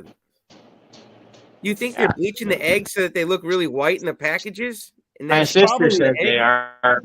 My sister's the one that raises my chickens for me because she's got a bunch of them. She said they bleach them, and all I can tell you is I ran out of eggs a couple weeks ago, and I had a store-bought package, and I ate those, and I was like, "What is this garbage?" It was Really? tasteless, bland junk. Hmm. And the way they So raise them, JT, they how can did tell what they JT? inject them with. What's up? How did you make it out to see Homestead How and not get some chicken eggs while you were there? Yeah, I don't know. I think I got so infatuated with the goats. Plus, man, when me and Carrie like get in the zone, man, we even like we only took a total of 2 photos together. Yeah. I actually one photo together. Then I took one photo of him with his plaque because he had never taken a photo. He wanted his plaque for so long, and he finally gets his 100,000 subscribers plaque, and he never takes a photo with it. I was like, bro, I need you to take a photo. And I sent it to him. I texted to him. I'm like, dude, that's for your Instagram. And he's like, thanks. But otherwise, we got so into hanging out, and we're just YouTubers. Like we just love, so we just had fun and just kept filming and just totally. Then it was almost over, and he was like, crap, I need a thumbnail photo. And I was like, crap, dude, we didn't even take a photo together. So, man, I guess I just got caught up into driving the golf carts, and it was fun. And then we went to the movie theater, and I watched this YouTuber Jasko, Jasko, and he does some like, now we're getting around Halloween. He does some kind of creepy stuff where he just literally he'll go in like a haunted house by himself, like an actual regular ass house that's the doors are open and slamming and stuff is flying off. And so we pulled that up on the big screen, and then I was like, dude, Carrie, I want to walk around and like see if you got any ghosts, because that movie theater has been around since before Lincoln was president. So if there's any ghosts, they got to be in there. And it's coming up to one of the other parts I got coming, but we did have, he's got the basement where he streams from, when the movies are going. When you leave out that room, there's like a white cabinet to like the left of the door. He went out first, then I went out, and then all of a sudden we heard this noise behind us, and we looked. That cabinet was swinging open pretty fast, man. Like somebody had just, and he was like, "Dude, that cabinet just opened." I was like, "Yeah, I saw." That's You know, wild. the town of Monticello, right outside of where he lived, burnt down twice. Really? The whole town burnt down twice. Look at the history, man. I researched it before I interviewed with him because I wanted to know some stuff about him. I don't work with people I don't like find out stuff about first. I told you that, but like I was like, I want to know where is he, who is he, where is he from, like those You ever hear kinds of Nardwar? Nardwar? Yeah.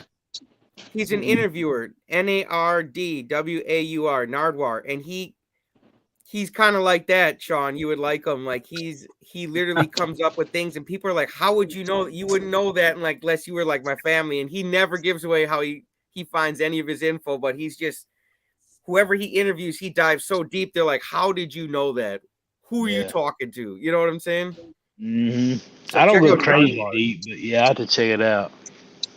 Yeah, he's real interesting. He passed away, but he interviews a lot of the music artists, and they're always like usually tripping out, like because he knows things that they barely knew about themselves. Hey, JT. Yeah, what's up? Hey, I'm gonna have to split out of here, so I got to get up early in the morning and still work tomorrow. So, hey, Sunday at noon, gonna have a live stream. I have JT confirmed. I have Wick Goes Carnivore confirmed. I have Carnivore Soldier confirmed, and Intentional Carnivore is confirmed to be all there. So we're gonna have 5 of us in the live, and we're gonna be talking about non-scale victories.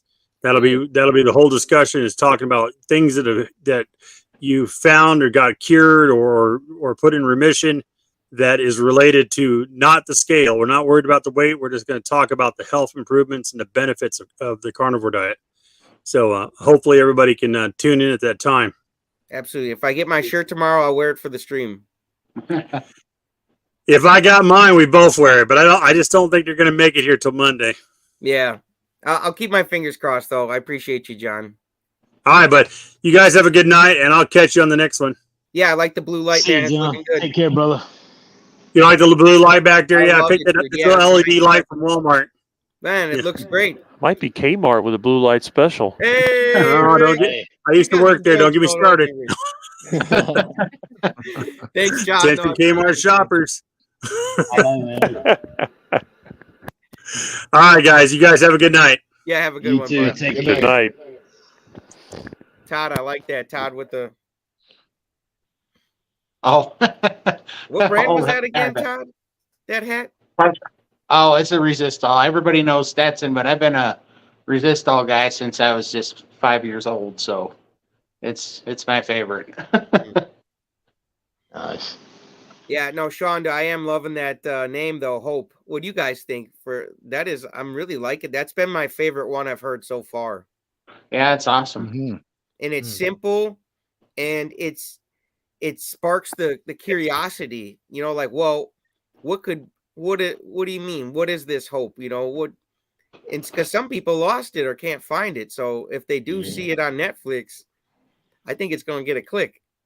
Some people lost it, some people can't find it, and everybody wants it. Mm. Absolutely. You guys let's go through our favorite books here. Anna, what's your favorite book?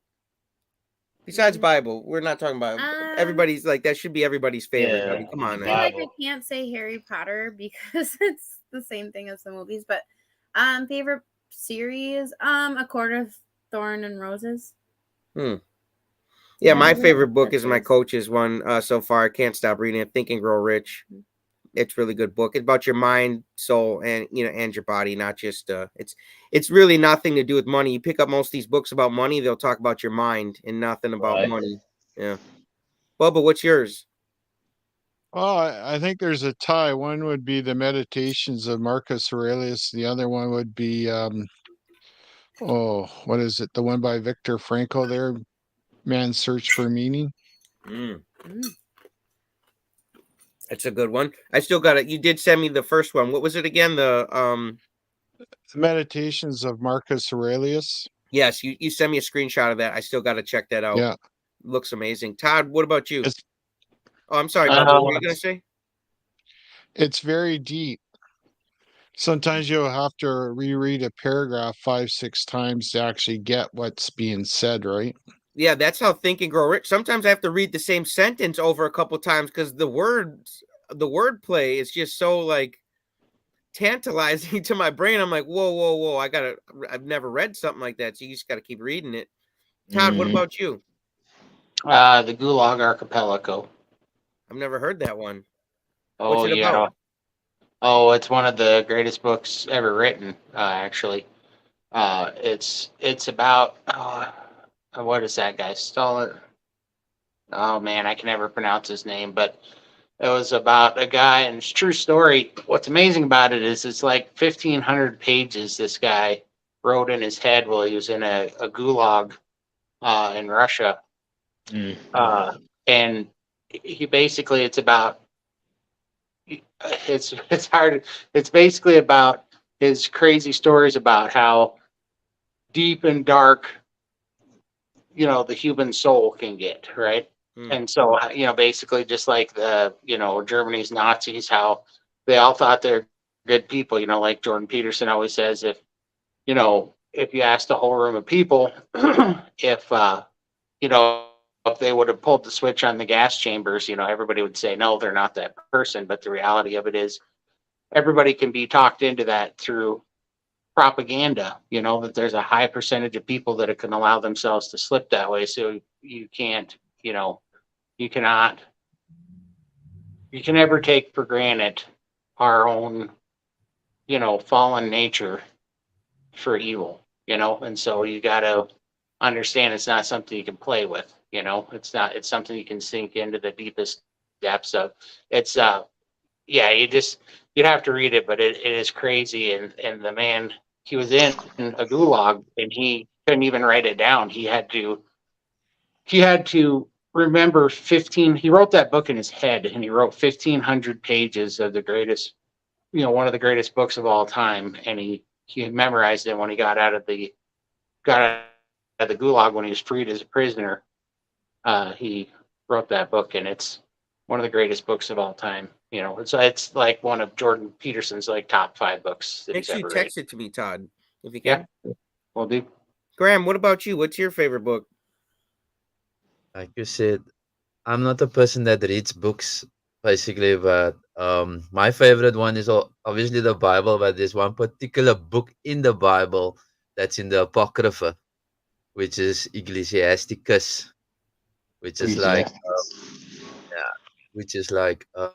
for me, if you know Proverbs, if you've read Proverbs, this is like the level up to Proverbs, going very deep into how a person should be living, and with family, or your father, your mother, diving deep into that one scripture, honor your father, your mother, and diving deep into that, how to treat the elderly as a young person.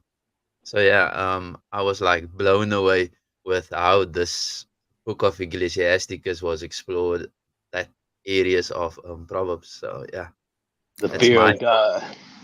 I like that. What about you, Sean? Oh man, obviously the Bible. I just wanted to tell him he's talking about Proverbs. I'm like, the fear of God is the beginning of wisdom. Eh? That's So, my favorite. yeah.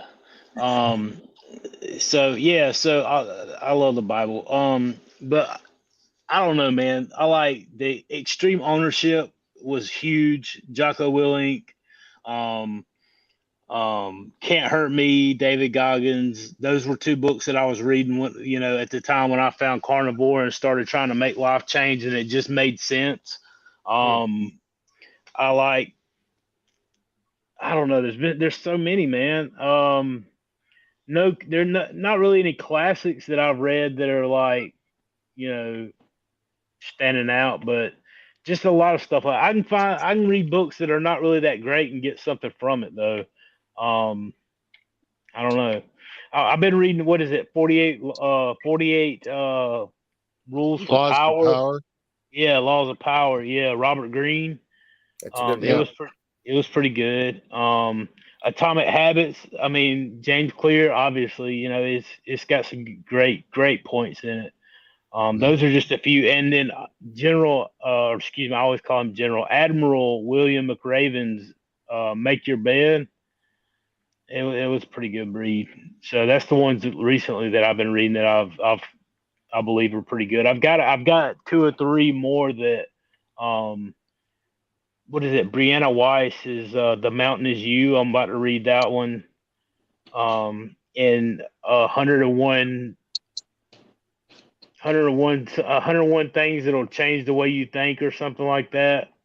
I don't agree with everything. A lot of them, everything that they say, but I can always find something that will give me. Helps you.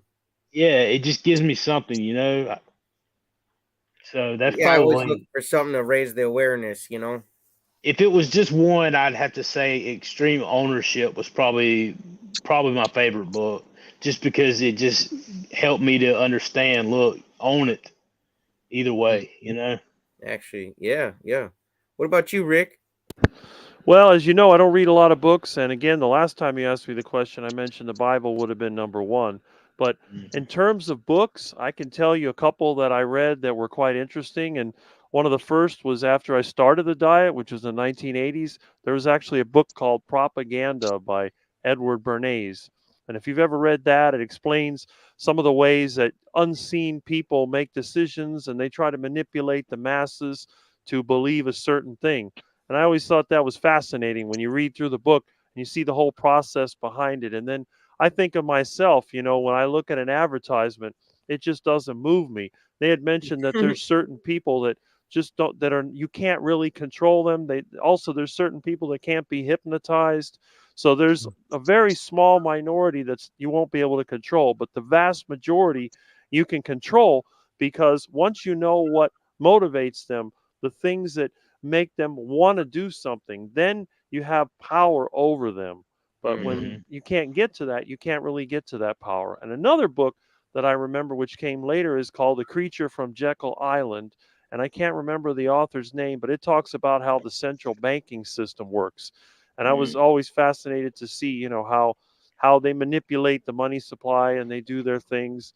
And you read that. I think the name is Edward Griffin. That's his name, Edward Griffin. I think he's still alive too.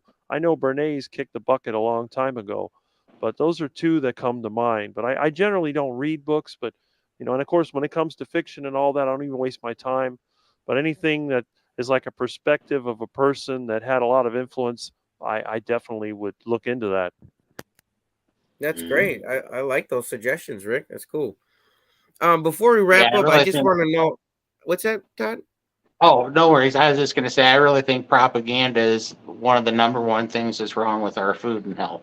That's why I don't know I changed my channel page, and I think Rick would like it. I don't know if you can pop it up there or not, JT, but What you got? it's the Matrix theme with the red pill, blue pill, because I put my before picture with the blue pill and my after picture with the red pill, because that's what's totally wrong. I've never even seen that movie because I boycotted movie theaters in the 1980s. I've heard all this talk about Matrix movie. I've never seen it. I think you'd really like it. Honest to God, from a Christian standpoint, I really do believe that Bible or that Oh, there movie you was. go. Yeah, that looks cool, man. Yeah, I really do believe that movie was. The people that wrote it were influenced by the Bible, very much so. You guys go and smash the subscribe button for Todd, man. We can get him up. We can get him up over 400. That's for sure. We got to get him to 1,000. We got to get him monetized, man, so he's get a bigger voice out here. I sure appreciate it. But yeah, I was happy. I was like, man, I got to get the red pill, blue pill in there somehow. No, that's so awesome. I see him there, dude. That's so awesome. You did great, man. Thank you. Rod from Stay Strong, Live Long. Yes. Yep. Yeah, he helped me with that committee. Yeah, that's awesome. Yeah, he helped me with that. So that was okay. Awesome. He does great work. I just want to, before we wrap things up, I just like going and seeing what's on everybody's hearts, at the end of the week here, and a message they want to share to whoever's listening. So I'll start with you. You got something on your heart? I think just that, just to give it a try. I think, if you have to ease into it with keto and do that. But really just to keep an open mind and take those steps. It doesn't all have to be head first, but you want to keep trying to keep going forward, because it is such a impactful lifestyle change. I can't speak to how impactful it's been for me. It's been amazing. I feel so much better, and I think, it could help a lot of people. And, there's a couple of people on my mind that I really wish that I could reach. So I just really want, to encourage more people just to try to, do research, think about it, maybe take those steps, a couple steps farther, and see if they can't get a little farther with the carnivore diet or give it a try, those sorts of things. So that's good. Yeah, for me, what's on my mind right now is honestly, man, Sean, you got me fired up with that hope. I'm fired up with that. Honestly, hope is on my mind because it's true, man. Hope is here, and some people might not. For me, I was so glad that Carrie shared his story, man, because I never heard of Dr. Chafee. I never heard of Dr. Berry. I was in my own little bubble, and I never heard of him, and I've obviously heard of Joe Rogan, but I never really watched his podcast. I check him out when he's on a UFC fight when I was watching those, but I never really checked him out. I was like, well, he's got a podcast. That's cool. Who doesn't these days, So I never heard of it. So I just really want people to keep talking. Don't shut up. If you're alive and you've got breath in your lungs, it's for a reason. The Lord has put you here for a reason. And it's to spread that hope, honestly. And man, I'm telling you, I'm burning alive with fire now, man. I like that hope, man. I'm obsessed with that now, Sean. So that's what's on my heart right now. Bubba, what about you, bud? Oh, well, I'd have to say now I'm starting to wake up a little bit, but the thing that blows me away is when I come on these live streams is actually how deep and thoughtful everybody is that I meet. I greatly appreciate it. And as far as us going through our journeys, the one way that's going to push everything forward is if we complete our journeys and show everybody it's, we can talk all we want, but if we don't show anybody anything, it means nothing, right? Right. A real man never has to tell you who they are. They'll show you by their actions. Fact. That's great, Bubba. I like it. Is that up, Bubba? Or well, I think it's as simple as you got to keep plugging away, and people are asking for support. You give them, and I know myself. I don't think I've missed answering one question that's been sent to me, and I left an Instagram there for people to get a hold of me if they're in trouble or if they want to talk. And I've had a few people do that, and I'm not scared to go out of my way to do that for people, right? It's we all got our thing, and we're all got our trauma, but we can always make something better and help somebody out and pay it forward. I mean, that's about it. I mean, what else can you do? Exactly. Here, let me pull up your channel real quick, Bubba. I'll try to pull up each one's on their way out here. So give everybody a little promo here. Bubba, you guys go hit the subscribe channel for Bubba here. Look at him, man, out here posing left and right. He's feeling good. That's awesome. And he's doing good. You know what I'm saying? Bubba, new video's doing good too, right? Yeah, 1,600 views. Bubba's killing it, man. Honesty with the carnivore diet. Love it. Todd, what about you, bud? What's on your heart?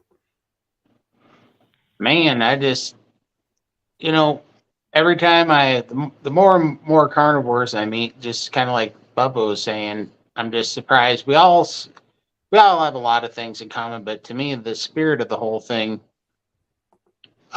is amazing to me because we all have kind of the same, I don't know, spiritual goal, it seems like to me. But I don't know. I just haven't been saying it enough. But I've been giving carnivore too much of the glory. And this all started with me being on my knees praying, to get my health back. Thank you, Todd. I just don't think, I think people, I'm not trying to preach to anybody, but man, I just say if you're in a dark spot and you're in a bind, you've got to give it to God, and God will pull you through it. Because I spent, I've been a Christian my whole life, and spirit filled, talk to God every day. But for whatever reason, my health was the last thing that I gave over to Him. And as soon as I did, as soon as I was on my knees, God gave me a miracle. And every miracle is not miraculous and instant, but it was with revelation and brought me to the carnivore diet, So it was a And miracle nonetheless. yeah, and I mean, there's never been anything more meaningful in my life that I've ever done or gone through than what I'm going through right now. I can tell you that without a shadow of a doubt. So, yeah, I'd just say, man, it is amazing. God's alive and well and working, and He definitely completely gave me a new shot at life, and it's incredible. Yeah, look at everybody on the screen right now. He's brought together, and everybody in the comments, man. It's just he's working, man. Graham, what about you? What's on your heart?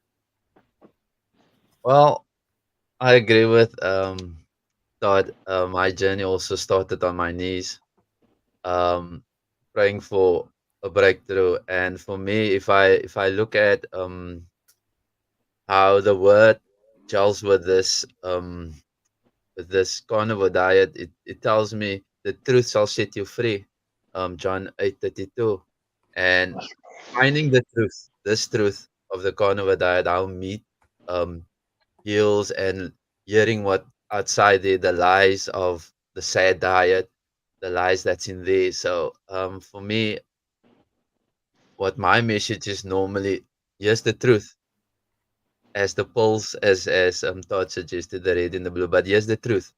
And it shall set you free from all these sickness, weight, excess weight, and all this. This is what it is meant for me, basically for me in my heart to get across. And yes, to be that example. Everybody seeing me, this is how I looked, and seeing me now, it's like, what happened? And that's it. To me, it's like, that's the truth. That just happened. And it's for me, it's always that funny thing just to add the Bible to this diet and say, it's truth. This is the truth that sets me free from all this bondage, which was the weight. And now it's still busy trying to free me from the hypertension tablets. So that hope is also so important. And hence I'm saying the miracle as well. It was a miracle for me that um for the 6 months that I had a weight loss, like extreme weight loss, that I was like stunned myself, that I was struggling for all these years. I think for 5 years, struggling to get down. And yeah. So for me, the message out there is, as Anna also mentioned, just try it. Um, it will make a difference. It is the truth. So yeah, thanks. That was awesome, Graham. I love it. What you got, Sean? What's tugging on your heartstrings? Oh man, I got a full heart, bro. The preaching of the cross is foolishness to those who perish, but to those of us who are saved is the power of God unto salvation. And so, Carnivore can absolutely do what. I don't even recognize that guy anymore that I used to be. That's insane, man. You've been transformed. Yeah, be transformed by the renewing of your mind. And so I don't know, man. Like honestly, I just want people to know that there's hope. I want them to know that there's a way out. I want them to know that they don't have to continue living an unfulfilled, unfruitful, unoptimal life. Even though you think you've tried everything, number one, I would say that seek God, seek a power outside of yourself. That will help your spiritual and your mind. And then try the carnivore diet, because there's absolutely no nutrition on earth that's going to make your body perform the way that the carnivore diet, eating fat and protein, is going to do for you. It's just not. I mean, it radically changed the way that my whole body felt. So it took care of the physical side, and God lifted my spiritual side up. And you put those two things together, and it gives you the potential to do something great. There's nothing, absolutely not one thing special about my journey that you can experience. I'm not saying you'll lose the kind of weight I lost in the same amount of time, and that's not important. I'm not saying any of that. What I'm saying is that if I'm able to do what I have done, you have the ability to do it just the same. Just get up and go to work every day and put in that work, and it's gonna happen. It can happen. And so there's that. And then the last quote, it's not even a quote, it's just something that I wrote down that I was thinking whenever I was reading today. It'd be the last outside thing for me. There's a huge difference between solitude and isolation. Solitude helps us gain perspective. Isolation is the evidence that we've lost it. So if you find yourself isolating, if you find yourself removing yourself from friends, from family, from interactions, let that be a sign to show you that something's not going right. Take steps right then to change that situation. It's okay to seek help. If you need to get help, seek help. Talk to a friend, find a confidant, someone that you can speak with that cares about you and loves you, and can help you get out of that situation before it gets worse. That's amazing. I love it. Rick, what's on your heart, bud? Well, you brought up a good point earlier about when people are depressed, and I've seen this over and over again. They close the things over the windows and they go into a dark place. And I was thinking about Proverbs 4, starting with verse 18. I don't know if you're familiar, where it talks about the light gets brighter and brighter. And, in my case, I'm not like most of the carnivores that are out there. They have obesity, health problems, whatever it is. They started the diet as a way of getting relief. They're trying to find a way to get to that light. I started for a totally different reason. I started because I wanted to get a heart attack. I wanted to get bigger. But the thing is, my life has followed the same path, because even though I wasn't in a dark place, I feel like I was in darkness because I didn't realize that this was actually something good. I thought it was something bad, but it's actually something good because, I don't really think that much. I work alone. I spend a lot of time by myself. And when I work with other people, I don't really pay attention. But since I've been familiar in the last year with the carnivore community, and I see all these examples, and I watch their videos, and I comment on pretty much every one that I see. I was just watching a video today of what's that gal's name? Lily Kane. That she's pretty popular, and she was talking about lifespan versus health span. But the more that I watch these videos and the more I try to communicate with people, I realize that what I've been doing all this time was actually an example that people could have followed. And all these years, I tried to get people to do what I was doing, but they didn't want to do it. I mean, only 2 people have tried it. One of them's been doing it for 23 years, but the other one, he did it for a few months and died. But still, it's just, now I'm trying to think, well, what can I do to make that light even brighter? How can I turn them to see it so they can say, you know what? Maybe I've been going this way all these years. Maybe I should go that way. Maybe there's something out here that I can try that I didn't see before. So that's why I've been so active, for a long time. I mean, I'm on YouTube since 2007, and I didn't do a whole lot. But now that I see what's happening, it's like it lit a fire under me. And now I'm saying, you know what? I need to get out there and I need to basically kind of preach this message that, yeah, I mean, you could try it. I mean, what have you got to lose? Maybe a little bit of time, whatever. It either works or it doesn't. But you see all these examples, and every time I see a new one, it's like, hey, I got somebody else I can refer you to. It's not just, oh, Rick, the crazy guy that feeds ducks and wants a heart attack. Now it's like, look, I got all these other people I can show you. I'm not the only one. You know, it's not just the vegans that have their examples. We're a community too.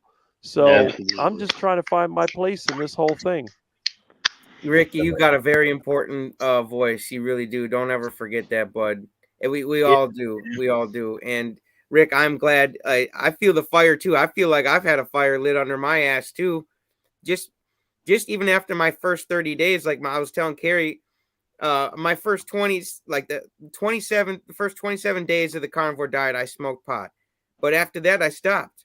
Like 28th day, it was like a miracle occurred, man. I just fell high from my steak, and like it did nothing for me, man. The pot did nothing for me, and it just hit me like a ton of bricks. So I think, well, that's that's another thing. I was just talking to someone today. You know, I know a lot of people, they still smoke pot and they use edibles and all that. And they asked me, have you ever tried it? I said, well, I don't like smoke. It makes me sick. I have tried. I've experimented, you know, it was by accident, but I got some of those edibles and it didn't really do much for me. It didn't feel good. I thought, you know what? Because most of the commercial ones, they're just nasty duck food. They're like jelly beans or some other sugar crap. They taste nasty. But what I did, I tried to prank somebody by putting homemade cannabis oil in popcorn, and I ended up eating some of it by accident. You pranked yourself, bro. Well, but you know what? It wasn't the same thing. You know, I could sit there and have a big juicy steak, and let me tell you, I get a better feeling from the steak, and I don't know how to explain it, but it just, you know, yeah, That's you what I'm take feeling the too now, Rick. Though it's hard to that's it. explain. You take that cannabis, yeah, you get a little, you know, but I don't really see any advantage to it. I mean, the steak does the same thing, so what's the point? All right. But Rick, I just to end on what you were saying, I really think we should all start thinking how we could increase this light. You know, how we could spread it more. You know, Robin the other day, she said she wanted to start reaching more African American women, you know, and I said, that's great. Anything I could do to help you? And she's like, well, any ideas? And the only idea I had was like kind of what Carrie, you know, was to take a business card. And I told her, put your name on there and say that, you know, state your mission. You're looking to help more African American women on the card, and that, you know, you lost this weight and you helped improve this condition. And if you are experiencing things, you know, here's my number. Like, I think we should just start searching for our own. How can we level up our carnivore game here to start reaching more people that we aren't reaching in the meantime when the documentary isn't out there yet? So if it's cards for you guys, maybe start looking in some personal cards, you know, just make a card for yourself to give to somebody and say, hey, man, if you think about it or do try it or want to try it or you want to talk about it, my number's on there. And I think it'd be great, man. So I don't know, just something to throw out there to you guys. What do you guys think? Yeah, I had business cards made like 4 months ago, so and I keep them in my pouch. So if I start talking about it or something like that, and somebody says, "Where's your channel?" I just give them the card, and it's right there. That's great. So That's great. Yeah, so I was thinking about making some and putting some carnivore information on there because right now I just got general Poco Moonshine ones and doesn't say anything carnivore. So I just made some up, but kind of something I was thinking is I had a QR code put on it and I'm only going to carry a couple. I'm not going to give them out because I'm going to try to get people to scan it with their phone because then it's in their phone, you know. That's a good idea too. Channel. See, I'm glad we're bouncing these ideas off because it's going to make us more effective out here. I really do believe that. Yeah. Well, you guys, about that too with the QRs. Yeah, the QRs. Yeah, you print one of those up. Maybe you could even put it on something that you carry. You know, it doesn't even have to be a card. Right, I got one special one made that's metal. That's just got the QR code on it. I'm just going to keep my wallet, and it's not to give out. It's just so that they can scan it, and then they'll have all my social media. You know. That's great. That's a good idea. So hopefully, everybody on the panel and everybody watching's got some good ideas, some good tips, some knowledge and everything. I know I got a lot out of this tonight, and I've had a lot of fun too at the same time. So who says you couldn't be serious and have fun at the same time? Because we just did it. That's right. Right. Yeah. Well, you guys, I appreciate you hanging out with us tonight. It's been a blast. We'll do it again next Friday. The door's open to everybody. I will put all your channels in the link of this description. And you guys have a great weekend. I love you guys. Really, I do, man. You too, brother. We'll see you Thank you. soon. Yep. All right, Okay. we're Thank off, you. guys. I'll do my duck All right. face.